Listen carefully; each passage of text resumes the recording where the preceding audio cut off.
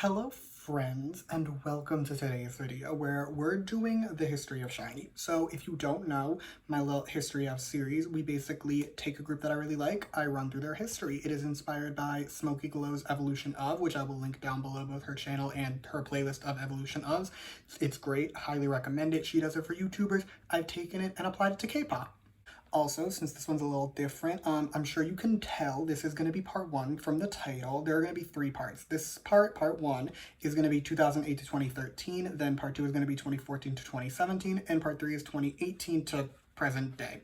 So we're just covering 2008 to 2013 in this video because I do not have the phone storage to film all 14 years of SHINee's career in one go. That sounds horrible. I'm also going to give a very quick warning before I go any further that I will be talking about Jonghyun in this video, not so much to do with his death, that will be much more in part two, but there may or may not be mentions of it here. I do have a script with nothing in it about what happened to him, but I cannot guarantee that I will not bring it up, so I am giving you a heads up here. There may or may not be mentions of depression and suicide in this video at various points. I will give you another heads up if I do talk about it, but just in case, I want to put that in here. Before I get started, some quick little notes. First of all, I will not be talking about every single solo or group activity SHINee has done, because if I did, just this one part would be like 18 hours long. I do not have the strength for that. We're going to talk about major events more than anything else. There might be some like smaller stuff sprinkled in, but yeah, no, every single group activity or solo activity is not going to be in this video. I do not have the psychological strength to make that script. If you want to, that's great for you. I will not be doing that. Another quick little note is that SHINee is the first group that I've done this for that I did not stand since debut. So I got into them in 2015. Everything before that is not going to be off the top of my head lore. For the other groups I've done this for, I've stand since debut. I was able to tell you immediately a lot of things. I can't do that so much. Pre-2015 is a lot more relied on online stuff, like Twitter a lot. I did a lot of diving into the Twitter past. It was a wild experience, but yeah, like, not everything is going to be off the top of my head lore, so I may or may not be missing some stuff. I am sorry in advance if I do. You can always comment it down below. I will see if I have to do like a little quick little note at the beginning of part two that's like, here's what I missed, okay? Okay. I have two more things. They're not really major notes. I just thought they were cute. First of all, I unconsciously started the script on SHINee's anniversary. I like started writing the script and then I got to like their debut date and I was like, oh my god, that's today. So I thought that was cute. The other thing that I thought was kind of cute, I was listening to Bailey Sarian's podcast about boy bands when I was writing this. I'll link that in the description too if you want to listen to it. But at the end, she talks about SHINee and I was like, oh my god, I'm writing my script right now for the history of SHINee. So I thought that was cute too. Okay, I lied. I do have one more note, actually. Normally I like to have props in my videos, just like the albums they've released and stuff like that. I have exactly two SHINee albums that were released before 2013, so this video is going to be very light on props. I'm sorry in advance for that. I picked a mug that has a cute dog on it, so that should hopefully keep you entertained. I also busted out the little banner thing from when I went to their concert a few years ago, so hopefully you will not miss the props too much. I promise parts 2 and 3 will have a living fuck ton of props, because I have pretty much every SHINee release post 2013, but yeah, unfortunately this video very light on props.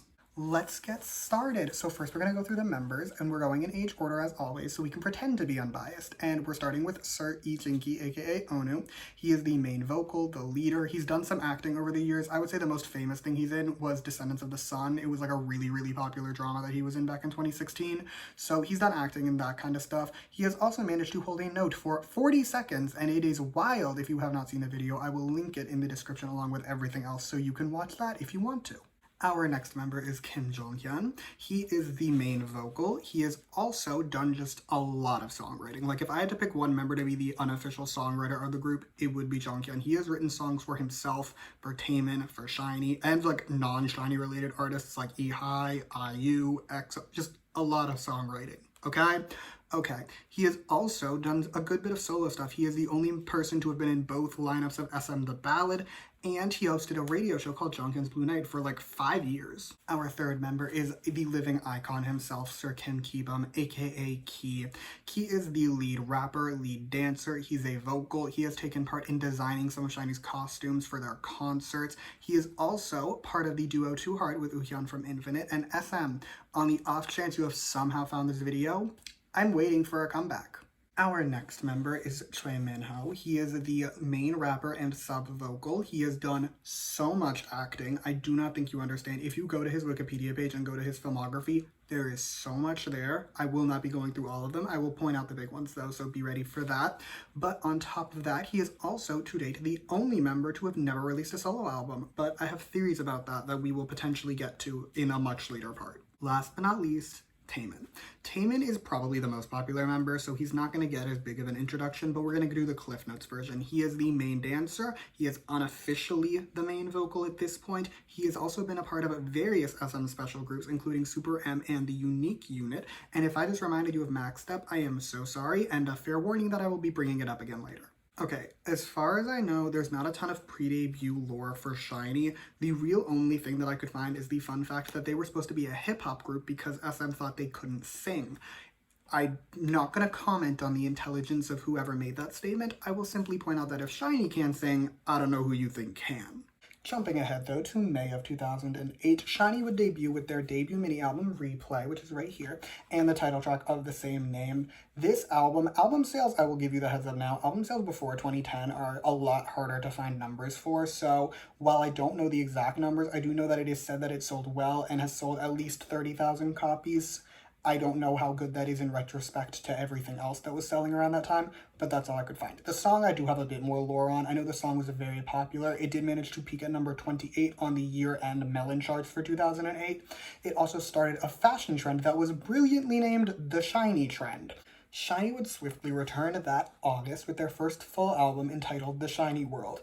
This name will come up 8 billion times in this video. Just keep in mind that from this point forward, I will not be referring to the album, okay? Okay, cool. This album, however, did do very well. It debuted at number 3 on the charts at the time, and again went on to sell over 30,000 copies. It was led with the title track Love Like Oxygen. Personally, this is one of my least favorite SHINee songs. I'm just gonna say that off the bat. I don't really like it, but it did do quite well and even went on to earn SHINee their first ever music show win on M Countdown. In October, SHINee would release Amigo, which was a repackage of their first full album. This album would contain 3 new songs, including the titular Amigo. While personally, again, Amigo is not a song for me. It is low-key very fun to listen to, and if you want an otherworldly experience, go watch the Amigo rock version. I will link it down below as well. It is the wildest thing you will ever see. Like, I don't think you're mentally prepared enough for this, so just give it a watch, okay? Okay. The last thing I really have for 2008 is just awards season, and SHINee won pretty much every newcomer award there was, including the awards at the Golden Disc Awards, the Melon Music Awards, and the Mama Awards. Alright, it is time for our 2008 retrospective.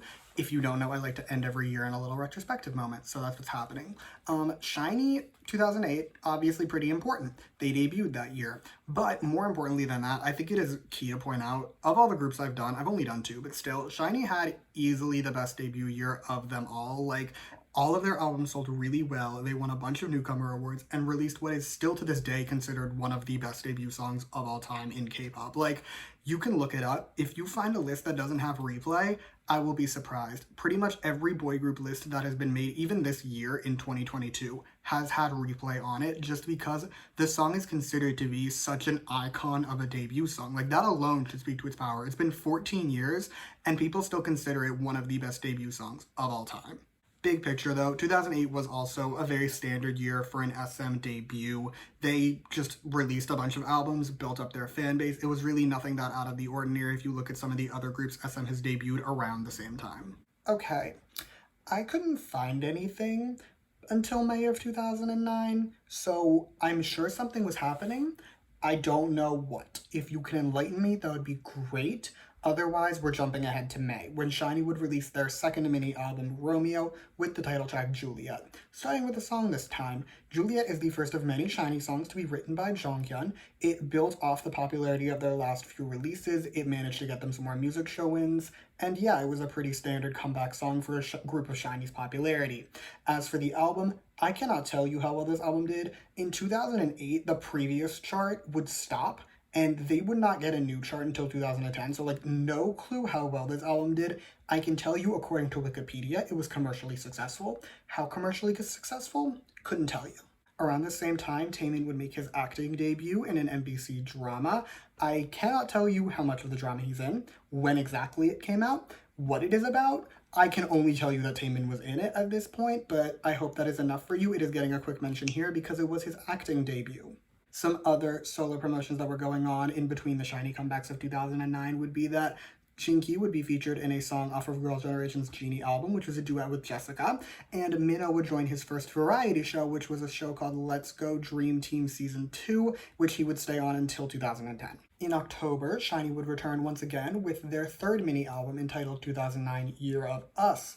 This album contained the title track Ring Ding Dong, which is either one of, if not their most well-known song, even today. Like, this song was an absolute phenomenon. I would not say any of the previous SHINee titles flopped by any means. None of them could do what Ring Ding Dong did. This song is currently their most viewed music video on YouTube. It has over 150 million views. If you know anything about K-pop views on YouTube, you will know that having a song from pre-2010s really, or really just that old in general, having it break 100 million views, very uncommon. On top of that, the song, in spite of being released so late in the year, managed to reach number 38 on the year-end Melon charts and is so catchy that even today, it is banned in South Korea during college entrance exam season. As for the album itself, again, album sales tricky. I do know that it sold over 40,000 copies and was very successful. Again, though, no clue how successful.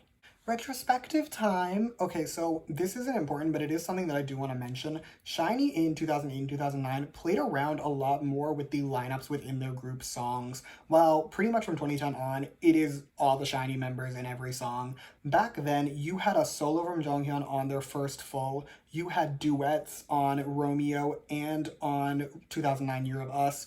Like, they were playing around with it a lot more, and I low-key want them to start doing that again, just because I think it's so interesting when groups do different pairings for songs instead of just the standard lineup. And maybe not solos anymore, since pretty much all of them have solo releases at this point, but like, give me some duets, please. Thank you. The far more important shift in 2009, though, would be the massive explosion in popularity that came along with the release of Ring Ding Dong. I'm not going to re-go over how successful this song was, because I literally just did, but I will say that to say that it was anything less than an absolute moment is underselling how successful that song was back in 2009, and in some ways really still is. It is time for the new decade. The 2010s have begun. And I will say really quickly from this point forward, when I talk about charts in Korea, I am talking about the Gaon charts. The Gaon charts now exist. That gives me a lot more information to work with. So, like, personally, very thankful for that. But moving on, though, the first thing that I really found for this year, there wasn't a lot in the beginning of the year. I could only find promotions for Jinki as a soloist. He started his first musical in February and then would host a KBS variety show back in May. But other than that, I really could not find a lot for the first half of 2010. However, I do know that in July, SHINee would return with their second full album, Lucifer, with the title track of the same name.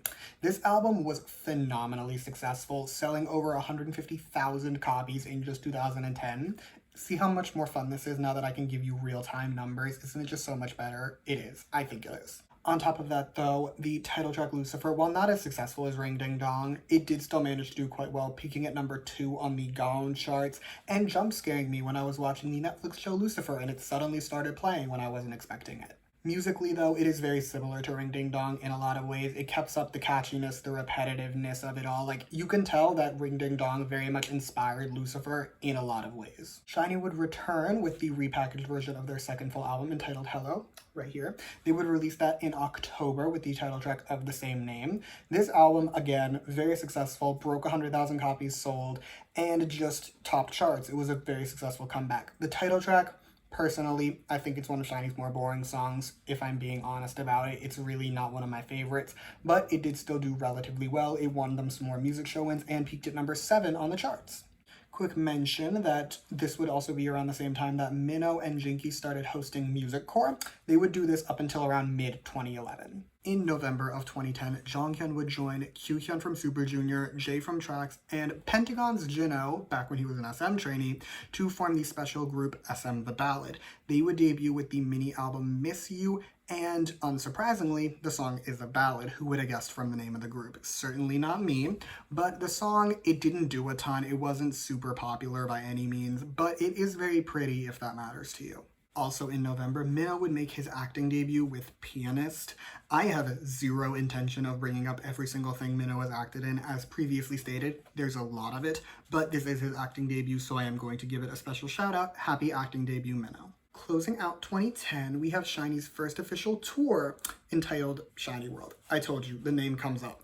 But it was scheduled to begin on December 26th in Tokyo. However, tickets were in such demand, SM would end up adding another show that same day to kick off the tour. So they kicked it off with 2 shows in Tokyo. But SHINee tours, at least if you ask me, are a little bit weirder. So I do want to take a little pause to talk about SHINee tours for a minute.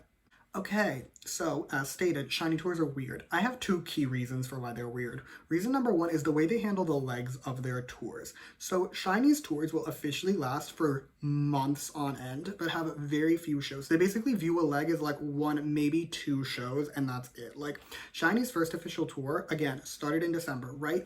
It lasts officially until November of 2011.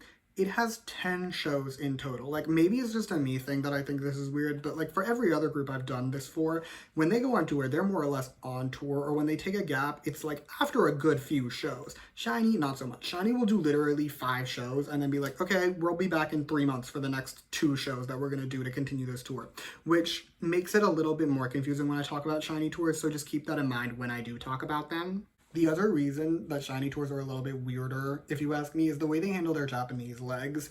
SHINee, on their like SHINee World tours, the big ones, doesn't really include Japanese shows. What they will instead do is a whole separate Japanese tour.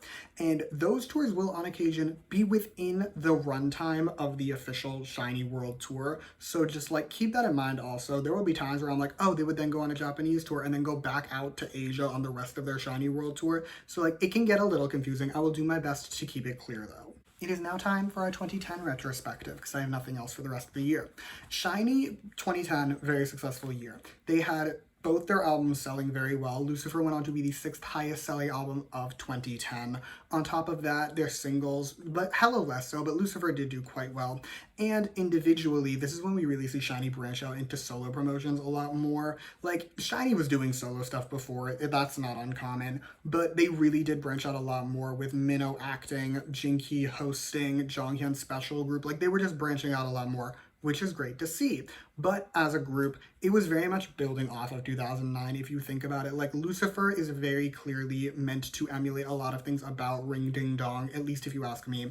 So like you can see them basically just building on the fame they got with Ring Ding Dong. And I really support that. They did get a lot more fans in 2010. They were building their popularity, building their fan base. We also see their first little foray into Japan, which becomes very relevant later on. So just keep that in mind too. Moving along, 2011 would start with SHINee's first solo concert in Korea. They would hold 2 shows there in January before joining the big SM Town concert and heading back to Japan for a show in Tokyo.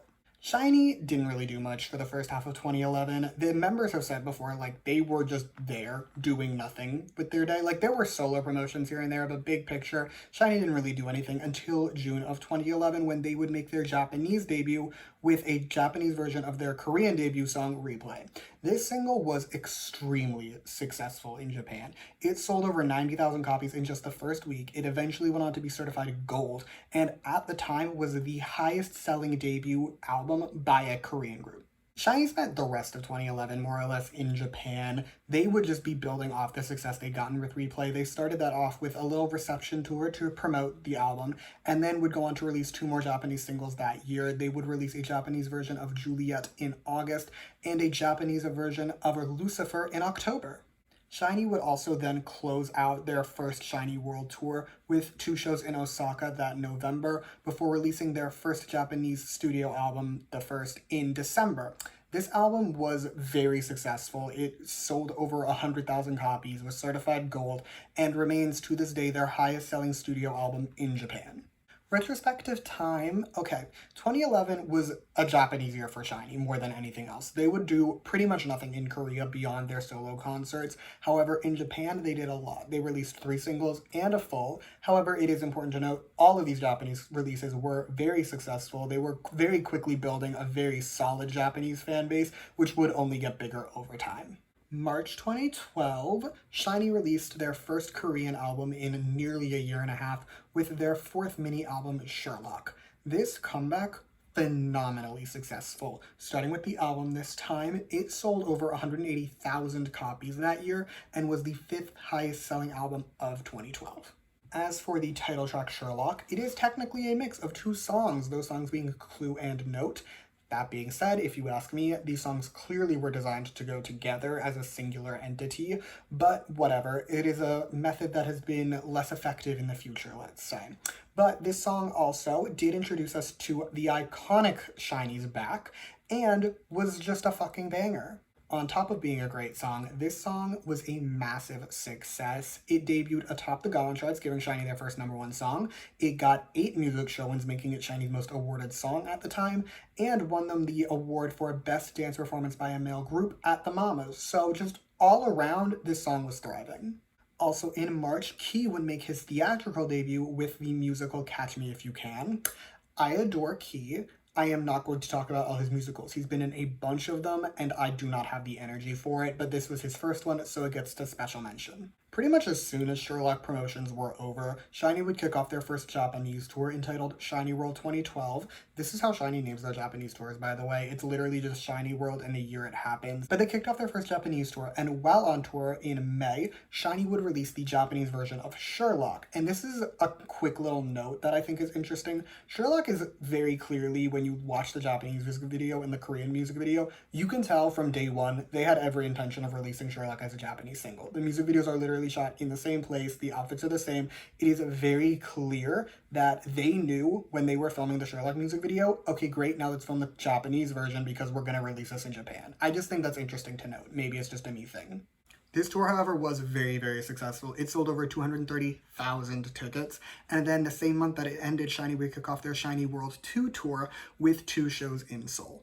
In October of 2012, SHINee would release their 5th Japanese single, Dazzling Girl. This would mark their first original song as a Japanese single, and it did very well. It sold just under 100,000 copies in its first week, eventually going on to be certified gold as well, and was used as the theme song for a Japanese TV show. Musically, this song is also pop perfection. It's just bright, fun, poppy, happy, everything you would want a pop song to be. That same month in October, Taemin would join the Unique unit to release the single Max Step. I personally think this song is flaming hot garbage and don't want to think about it for any longer than I have to, so we're just going to move along now that I've mentioned it. SHINee would close out the year with their 6th Japanese single, which it was their first to actually be led by a ballad. It wasn't as successful as Dazzling Girl really at all, but it did still manage to sell 40,000 copies, so that's great at least. As for the song, as stated, it is a ballad and was actually one of the few Japanese titles SHINee has that I had never heard before making this video, so I went ahead and gave it a listen. Personally, not my favorite SHINee ballad, not their best, but it is still very good if you were wondering. My 2012 retrospective is going to sound in a lot of ways similar to 2011. There was still this very heavy Japanese focus. We see SM start to embrace that Japanese focus when I was talking about Sherlock. Like, they knew from day one with Sherlock they were going to release it in Japan, and they did, and it did well. So, like, it was very much full steam ahead in Japan. However, they did at least get a Korean comeback this year, something that cannot be said for 2011. And that Korean comeback was easily their biggest to date, at least since Ring Ding Dong, if not bigger. Like, it gave them their first #1 song, their most awarded song. It was a massively successful release. Just, SHINee was killing it in 2012. That's basically the point. I hope you are ready for 2013 because literally a full third of the notes for this video are just 2013. They were so busy this year, so just, it's gonna be a long year, okay? Great. Kicking off the year, SHINee would be the latest group to take part in the One Fine Day franchise. I'm not going to talk about it a bunch because I didn't want to rewatch it for this, but I will say it has birthed one of the cutest Taemin moments I've ever seen. Just Google Taemin hot chocolate, okay? You will know what I'm talking about if you watch it. Like, it is so wholesome. It's so pure. I've watched that clip easily 100 times. I love it with all my heart and soul. Just after One Fine Day began airing, SHINee would kick off promotions for their 3rd full album by releasing Dream Girl, The Misconceptions of You that February. This comeback again was another hit. It spent 3 weeks atop the Gaon chart, making it their album with the most weeks at #1, and was one of the highest selling albums of 2013. The album's title track, Dream Girl, was also super popular. It would again debut at #1 on the Gaon charts and would get 10 music show wins, making it, even to this day, SHINee's most awarded song on music shows. It also got them another win at the Mamas. SHINee would then release their 7th Japanese single, Fire, that March. This is another SHINee Japanese song that I missed. If you sense a trend, yeah, I missed the middle chunk of it. I'm sorry, I don't know what to tell you. But yeah, I listened to it. For some reason, I was expecting it to sound like a fire. I don't know why I was expecting that. That expectation really came out of nowhere. It is not like that at all. It is a lot more chill. The chorus is absolutely beautiful, though. I would highly recommend this song if you haven't heard it. In April, Taemin would join the very popular franchise We Got Married when he was partnered up with A-Pink member Nan. If you have not seen We Got Married, I just want you to envision it like this, okay? Pretend you're watching idols cosplay as a married couple. That is We Got Married. I cannot describe it any more succinctly than that. SHINee would then release part 2 of their 3rd full album with Why So Serious? The Misconceptions of Me. This comeback as a whole didn't do quite as well as Dream Girl. The album, less of a drastic change. It did still top charts and sold over 130,000 copies in 2013. The song Why So Serious, though, a lot less of that. It was their first title track of the decade to not peak in the top 10 on the Gaon charts. It peaked at number 15 and did not pick up a single music show win, making it their first song since Amigo not to get a single win. The song is also just a mess. Like, this is easily my least favorite SHINee title of the 2010s.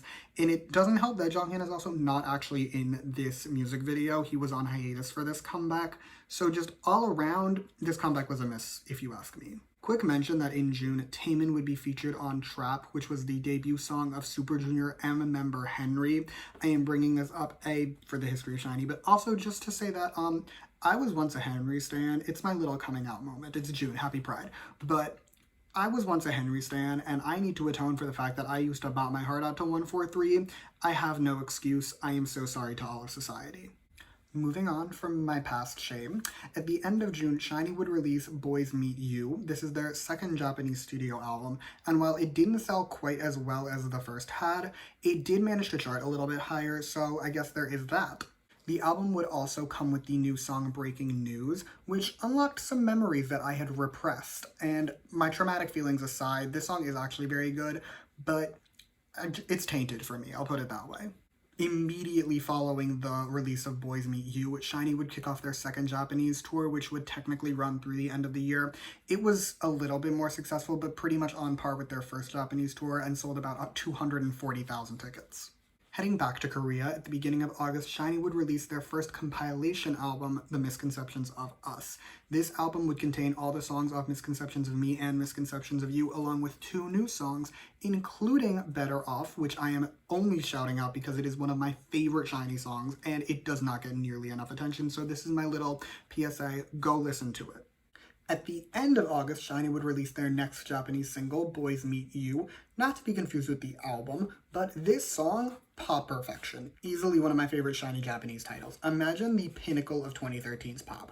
Turn that song into a SHINee song, and that is this song. It literally has everything. The music video even has a dog. Like, truly, this song could not be improved upon. As stated though, this song was in fact not the same as their Boys Meet You album. It is not even on that album, which I find very funny, solely because, as stated, I went through Twitter for this video to do research for the older releases that I didn't know the lore for, and there were a good few tweets of people being really confused, and that just made me laugh, so I find it very funny. In October, SHINee would release their 5th Korean mini album with Everybody. This album was another hit. Like, it sold 150,000 copies just in the remains of 2013. It was in multiple weeks at number 1 again, and the title track Everybody was also another hit, giving them their 3rd number 1 debut, and has one of the greatest choreographies I have ever seen. Like, not to disgrace your faves unless you're a SHINee stan, but like, the choreography of Everybody is truly next level. Next, we have not so much an event as just something that I personally feel like mentioning, which is that SHINee would win Artist of the Year at the 2013 Melon Music Awards. This is, to date, their only diss song that they have ever won. I saw so many people talking about how they've only won 1, and it's ridiculous they've only won 1. And to be fair, if I had to pick a single year SHINee deserved it, it would have been 2013, but I do just want to point out that they did get this win. It was a huge deal for them. The members have talked about it since, how like this is one of their proudest moments as a group, so I did want to talk about it really quick. Closing out the year, we have SHINee's 9th Japanese single, 321. This song is banger pop at its finest. It absolutely slaps. Plus, it was very successful, selling over 80,000 copies in just the first week. Okay, that was 2013. As warned, they did a lot. And really, the only way I can describe this year, do you know that, like, stereotypical girl boss statement for, like, the MLM girlies where they're like, I'll sleep when I'm dead. Until then, I'm gonna grind. That was SHINee in 2013. SHINee released 4 Korean comebacks, 4 Japanese comebacks, held a tour, had solo promotions, just all around, SHINee did way too much in 2013. The fact that they didn't all die of exhaustion feels like a miracle with how much they did. As for what really changed, beyond the fact we did get our first more rocker-esque song from SHINee with Why So Serious, it wasn't all that different from any of their previous years with the sole exception of the amount of stuff they did. Like, SHINee was truly so busy in 2013, it's kind of ridiculous. And with that, we are done with part 1. Part 2 will be up eventually. Since I film on my phone, I literally have to have this one like done on my YouTube account before I can even think of filming part 2. So it will be up eventually. I just don't actually know when exactly. But if it is already out, I will link it in the description. Other than that, though, you can comment what you thought about this video. You can comment anything that I missed. I am sure there is a lot just because there was a lot of big gaps that felt weird, especially in a lot of the older years. So comment what I missed, comment what you thought, comment whatever you want is basically my point. Other than that, though, you can like and subscribe if you want to or don't. I will be okay either way. You can also follow me on Twitter if you want to hear more from me at s_albumreviews. I will link that in the description along with all the videos that I have previously mentioned will be down there and a bunch of SHINee reviews and again parts 2 and 3 of this History of SHINee series if they are out already. If they're not, they're obviously not going to be there. But yeah, thank you again for watching. Bye!